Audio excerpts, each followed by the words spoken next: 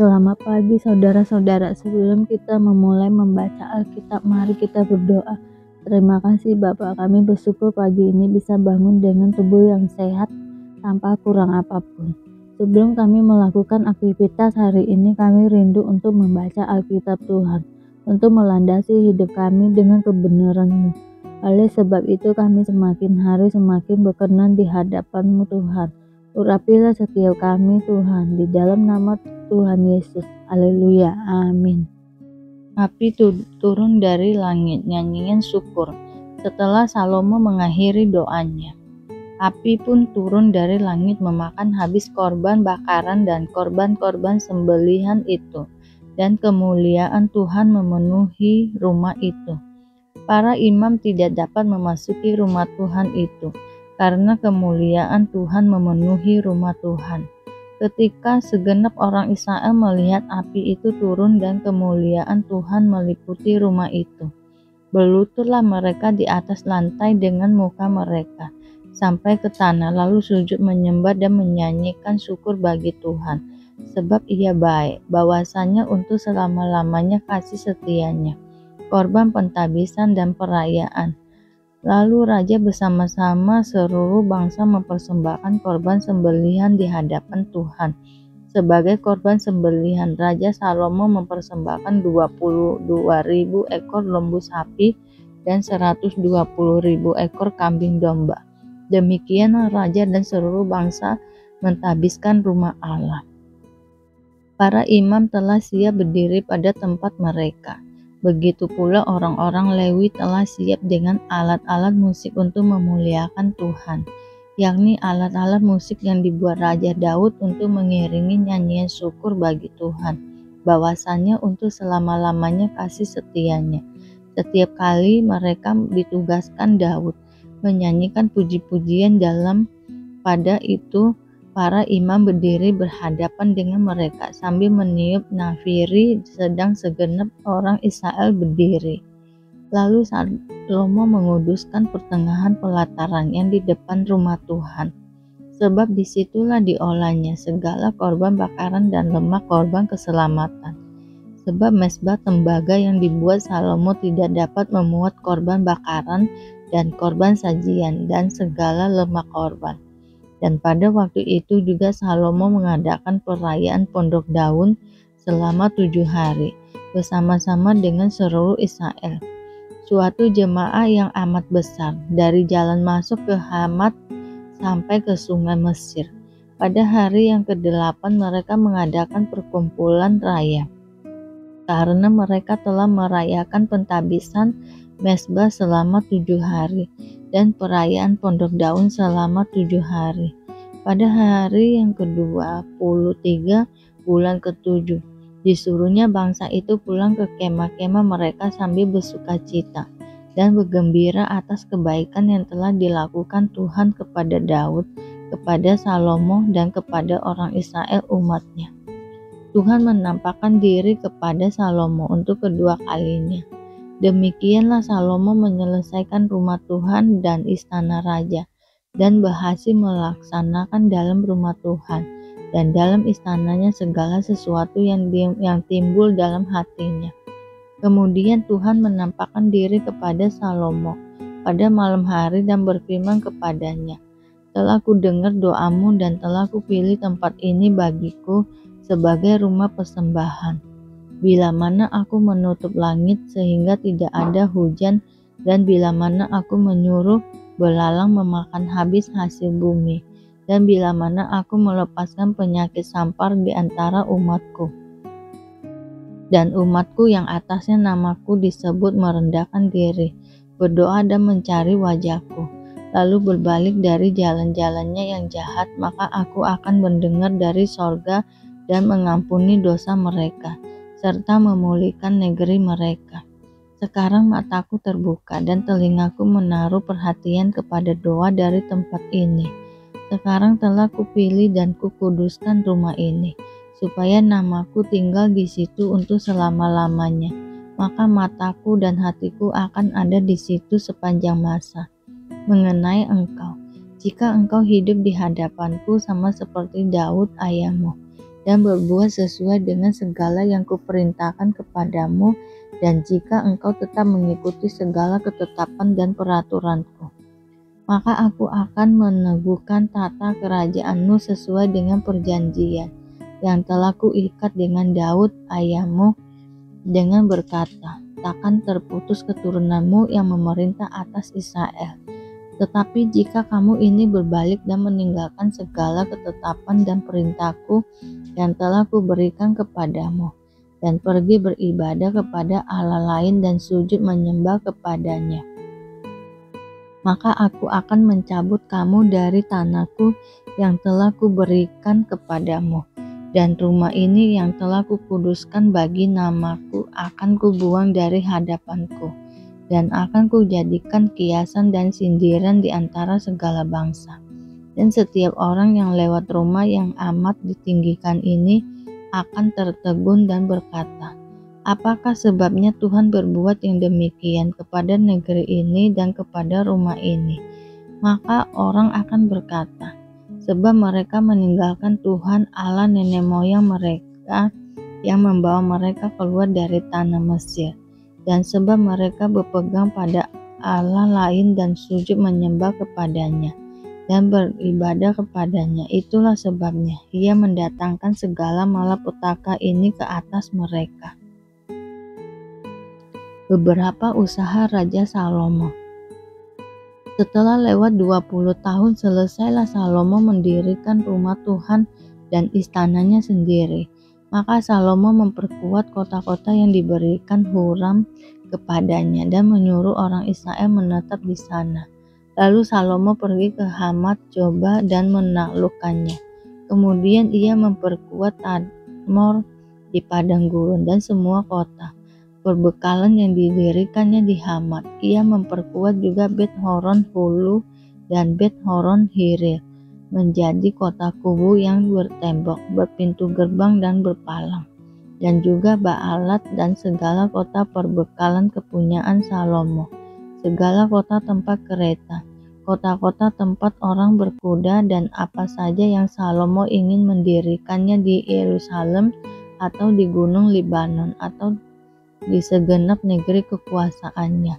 Semua orang yang masih tinggal dari orang Het, orang Amori, orang Feris, orang Hewi, dan orang Yebus, yang tidak termasuk orang Israel, yakni keturunan bangsa-bangsa yang masih tinggal di negeri itu dan yang tidak dibinasakan oleh orang Israel. Merekalah yang dikerahkan Salomo untuk menjadi orang Rodi. Demikianlah mereka sampai hari ini. Tetapi orang Israel tidak ada yang dijadikan budak oleh Salomo untuk pekerjaannya, melainkan mereka menjadi prajurit atau perwira pasukan berkuda, atau panglima atas pasukan kereta dan pasukan berkuda. Inilah pemimpin-pemimpin umum Raja Salomo, 250 orang yang memerintah rakyat. Dan Salomo memindahkan anak Firaun dari kota Daud ke rumah yang didirikannya baginya, karena katanya, tidak boleh seorang istriku tinggal dalam istana Daud, Raja Israel, karena tempat-tempat yang telah dimasuki tabut Tuhan adalah kudus. Lalu Raja Salomo mempersembahkan korban-korban bakaran bagi Tuhan di atas mezbah Tuhan yang didirikannya di depan balai bait suci, sesuai dengan apa yang menurut perintah Musa ditetapkan sebagai korban untuk setiap hari, yakni pada hari-hari Sabat, pada bulan-bulan baru, dan 3 kali setahun pada hari-hari raya. Pada hari raya roti tidak beragi, pada hari raya 7 minggu, dan pada hari raya pondok daun. Dan menurut peraturan Daud ayahnya, ia menetapkan rombongan para imam dalam tugas jabatan mereka, dan orang-orang Lewi dalam tugas menyanyikan puji-pujian dan menyelenggarakan ibadah di hadapan para imam setiap hari menurut yang ditetapkan untuk hari itu, dan juga penunggu-penunggu pintu gerbang dalam rombongan mereka untuk setiap pintu gerbang. Karena demikianlah perintah Daud abdi Allah. Mereka tidak menyimpang dari perintah raja mengenai para imam dan orang-orang Lewi dalam perkara apapun, juga mengenai perbendaharaan. Maka terlaksanalah segala pekerjaan Salomo dari hari dasar rumah Tuhan diletakkan sampai kepada hari rumah itu selesai. Dengan demikian, selesailah sudah rumah Tuhan. Kemudian Salomo pergi ke Ezion Geber dan ke Elot yang letaknya di tepi laut di tanah Edom. Dengan perantaraan anak buahnya, Huram mengirim kapal-kapal kepadanya, dan anak buah yang tahu tentang laut bersama-sama anak buah Salomo. Mereka sampai ke Ofir, dan dari sana mereka mengambil 450 talenta emas yang mereka bawa kepada Raja Salomo. Kunjungan Ratu Negeri Seba. Ketika Ratu Negeri Seba mendengar kabar tentang Salomo, maka dengan pasukan pengiring yang sangat besar dan dengan unta-unta yang membawa rempah-rempah, banyak emas dan batu permata yang mahal-mahal, datanglah ia ke Yerusalem hendak menguji Salomo dengan teka-teki. Setelah ia sampai kepada Salomo, dipercakapannya lah segala yang ada dalam hatinya dengan dia. Dan Salomo menjawab segala pertanyaan ratu itu. Bagi Salomo tidak ada yang tersembunyi yang tidak dapat dijawabnya untuk ratu itu. Ketika Ratu Negeri Seba melihat hikmat Salomo dan rumah yang telah didirikannya, makanlah di mejanya, cara duduk pegawai-pegawainya, cara pelayan-pelayannya melayani dan berpakaian, juru-juru minumannya dan pakaiannya mereka, dan korban bakaran yang bisa dipersembahkannya di rumah Tuhan. Maka tercengganglah ratu itu, dan ia berkata kepada raja, "Benar juga kabar yang kudengar di negeriku tentang engkau dan tentang hikmatmu. Tetapi aku tidak percaya perkataan-perkataan mereka sampai aku datang dan melihatnya dengan mataku sendiri. Sungguh, setengah dari hikmatmu yang besar itu belum diberitahukan kepadaku. Engkau melebihi kabar yang kudengar. Berbahagialah orang-orangmu dan berbahagialah para pegawaimu ini yang selalu melayani engkau dan menyaksikan hikmatmu. Terpujilah Tuhan Allahmu yang telah berkenan kepadamu sedemikian, hingga ia mendudukkan engkau di atas tatanya sebagai raja untuk Tuhan Allahmu. Karena Allahmu mengasihi orang Israel, maka ia menempatkan mereka untuk selama-lamanya dan menjadikan engkau raja atas mereka untuk melakukan keadilan dan kebenaran. Lalu diberikan kepada raja 120 talenta emas dan sangat banyak rempah-rempah dan batu permata yang mahal-mahal. Tidak pernah lagi ada rempah-rempah seperti yang diberikan Ratu Negeri Seba kepada Raja Salomo itu. Lagi pula hamba-hamba Huram dan hamba-hamba Salomo yang membawa emas dari Ofir membawa juga kayu cendana dan batu permata yang mahal-mahal. Raja mengerjakan kayu cendana itu menjadi tangga-tangga untuk rumah Tuhan dan istana raja, dan juga menjadi kecapi dan gambus untuk para penyanyi. Hal seperti itu tidak pernah kelihatan sebelumnya di tanah Yehuda. Raja Salomo memberikan kepada Ratu Negeri Seba segala yang dikehendakinya, dan yang dimintanya melebihi yang dibawa ratu itu untuk raja. Lalu ratu itu berangkat pulang ke negerinya bersama-sama dengan pegawai-pegawainya, penghasilan Salomo dan kekayaannya.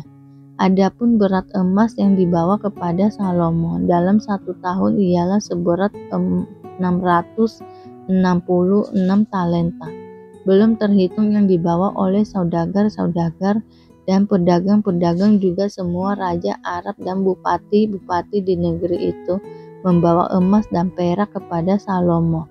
Raja Salomo membuat 200 perisai besar dari emas tempaan, 600 sikal emas tempaan dipakainya untuk setiap perisai besar.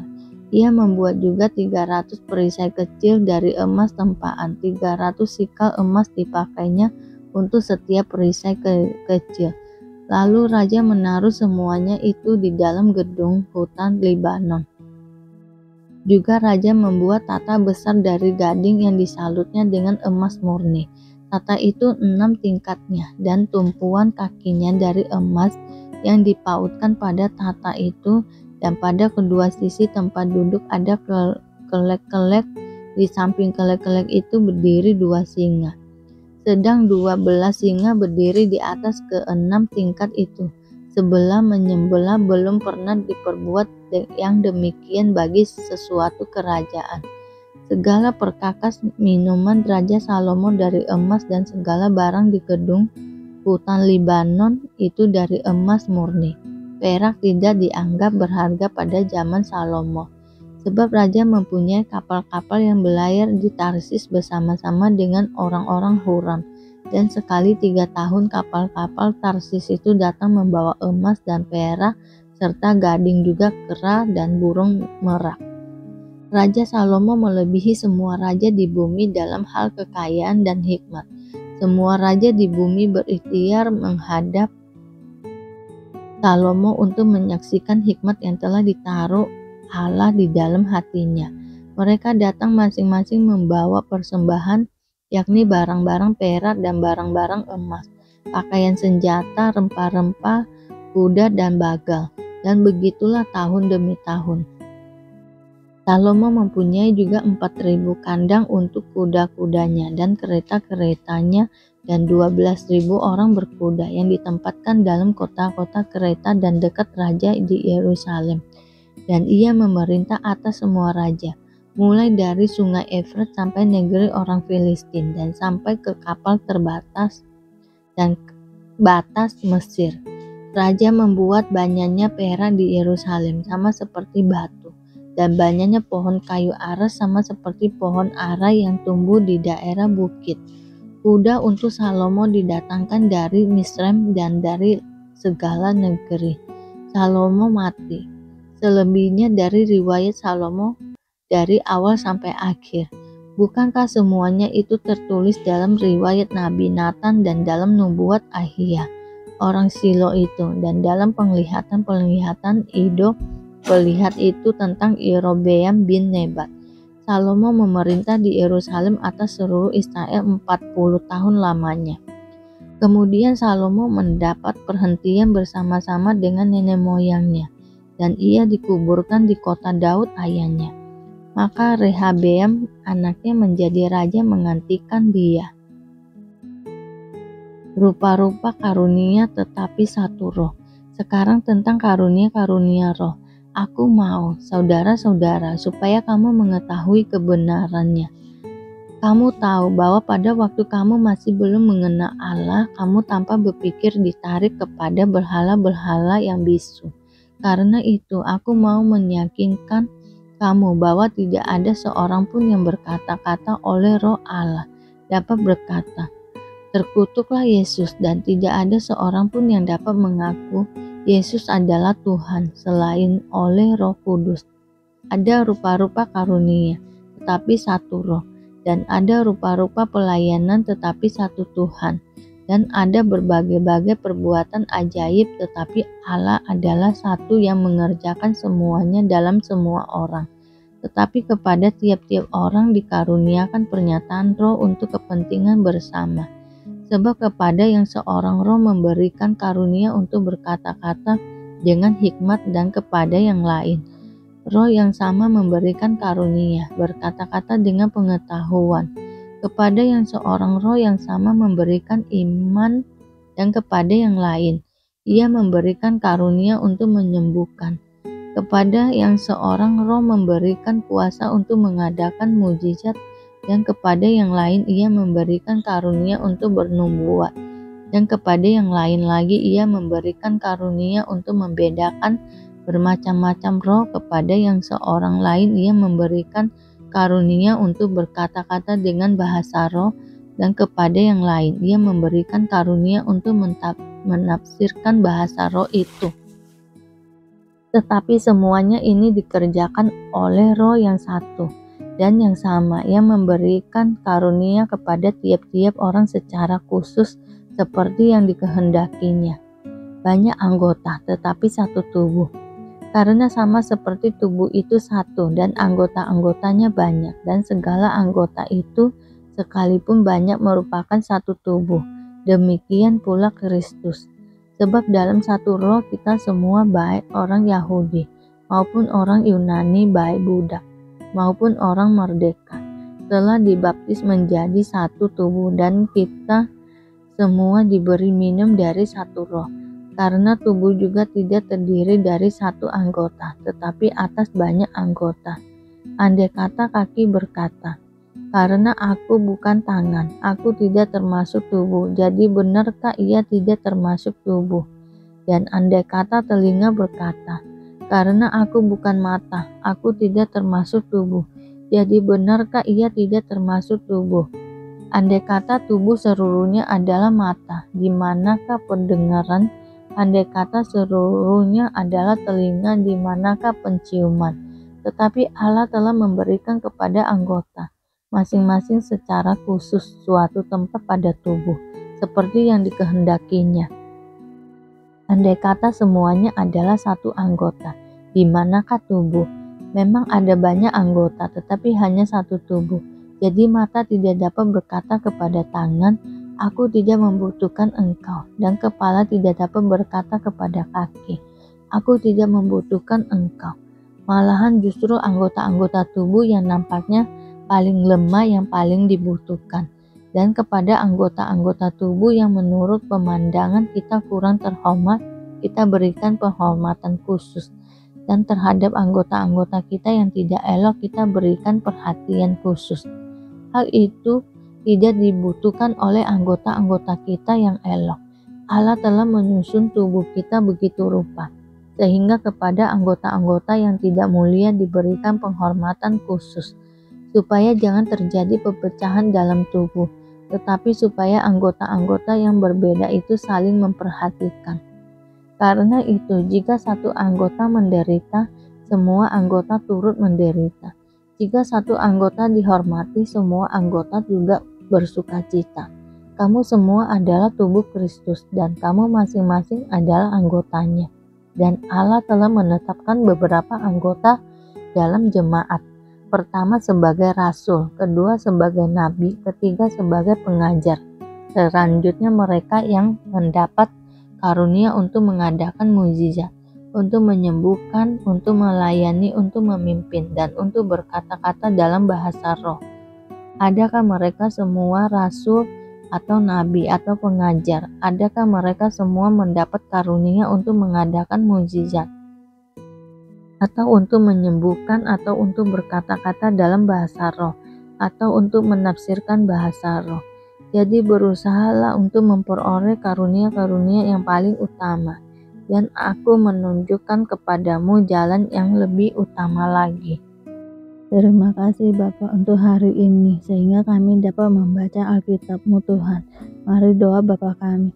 Bapa kami yang di surga, dikuduskanlah nama-Mu, datanglah kerajaan-Mu, jadilah kehendak-Mu di bumi seperti di surga.